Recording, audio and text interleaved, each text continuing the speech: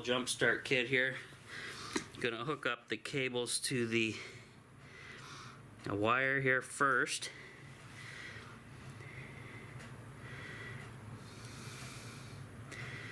Negative.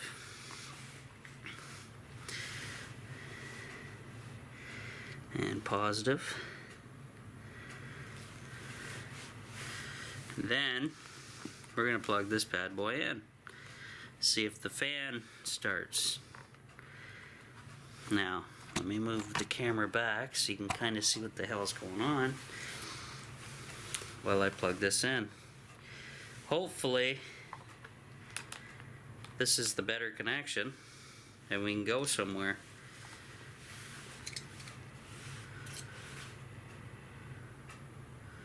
Why isn't it doing anything? Is my question. What do we got, a dud fan? Check the wires. They're not hot at all. They're connected. Everything's there. So I'm thinking we got a bad PC fan.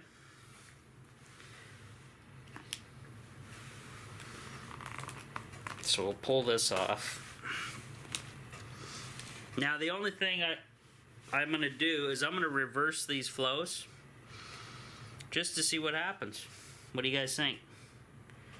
Since this fan doesn't seem to want to run, I'm just going to sacrifice it right now, live on camera, and it's either going to run or it's going to short.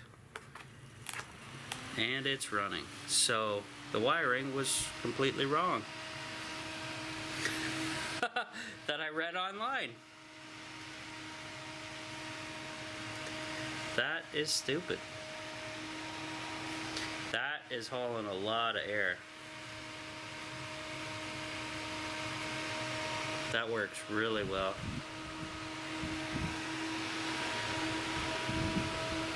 That is busting butt.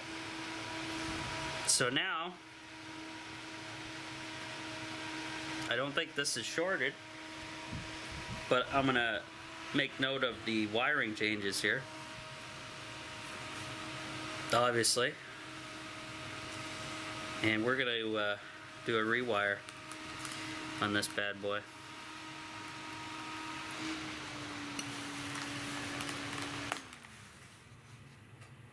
Let that settle down. Perfect. So I'm going to label this. I'm going to have to go grab some tape because I don't have crap here with me.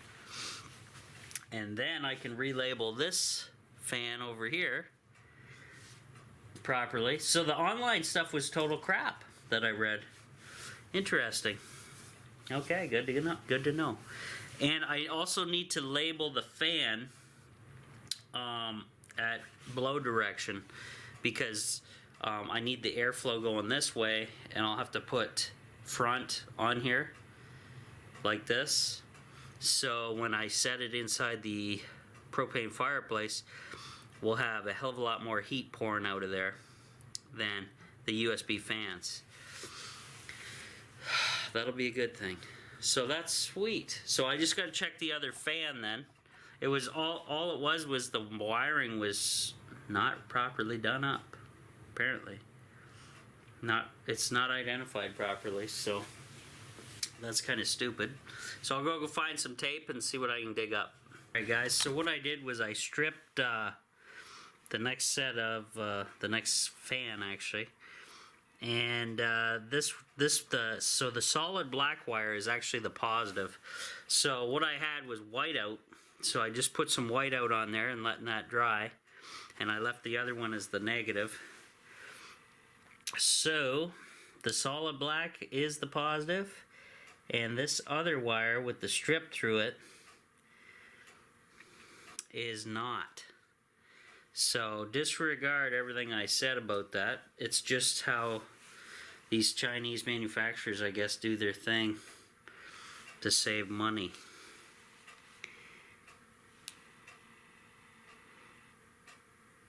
So that's my little labeling trick for today's lesson. But I will check this one once the whiteout dries to make sure it runs as well, obviously, before taking it over to the trailer. And then I will have to rip apart the wood stove here coming this spring and replace my fans that have done a decent job, but this will guarantee me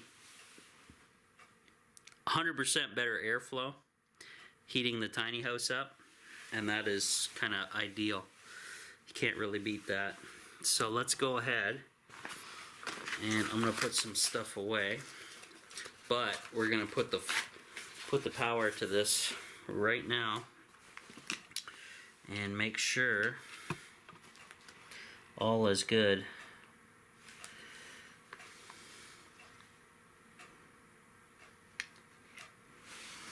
Like so, and we will hook up the power supply, and hopefully no issues happen.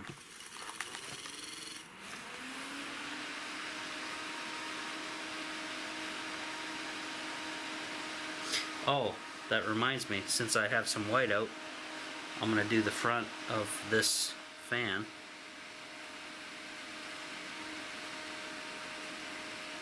Guy doesn't even want to stay still. It's hauling a lot of air. That's gonna work way nicer than the little USB ones. That is for sure. So I'm gonna pull the power, and I'm gonna label this fan. Hard doing stuff one-handed, I tell you. There we go.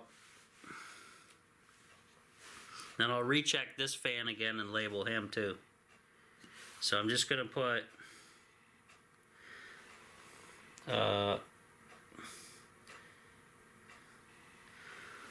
two little streaks of whiteout on there,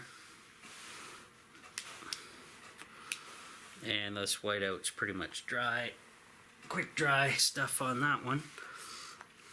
And we're just gonna redo this test and double check my labels here, and then we'll hit whiteout on this guy as well. Here, what I'll do is I'll tilt him up off the floor a little bit, if I can. Maybe. So it doesn't go for crap. Plug this power supply in. Oops. And there is the blow. So it's got enough blow to push itself over.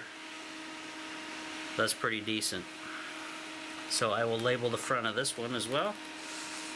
And then, that's all she wrote for a while, till I have a moment to get over to the tiny house and install these bad boys.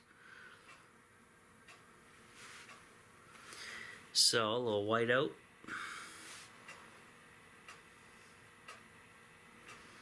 And that's all she wrote. Not too bad. So we'll let these air dry, let the whiteout do its thing, throw out a bunch of junk here because I have no need for any of these little screws or ports or whatever junk that is whatsoever. So that's all trash. And very happy we didn't have junk equipment here. Even though this stuff, mind you guys, these items came late, so they were free from Wish. So they didn't cost me a dime whatsoever, which is always a good thing. But I will have to fix the damage. That's, was it on this one? No, it was on this one. This is cracked to crap right here. You can see that. Hopefully you see that. Yeah. But a little pot, I got super glue back there. I'm gonna do that and fix that right now too as well. And that way, these guys should be gold and ready to go to the tiny house. So I will return. Alrighty guys, so we're going to be attempting to fix this issue here with super glue. Holy Christ, if I can get the cap off. There we go. And what I'm going to do is I'll spread the glue pretty heavily there.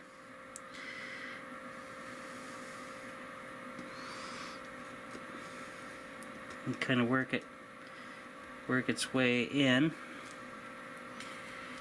And that's just about all I'm going to do with the super glue, because that's pretty much all I can do. Hopefully you guys can see that all right.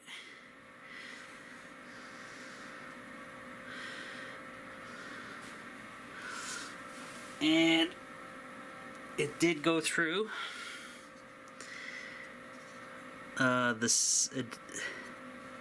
You can kind of see here. If you look, I can see the glue protruding a tiny bit from the crack. And I'm just going to take this Q-tip and I just lightly spread it along the crack.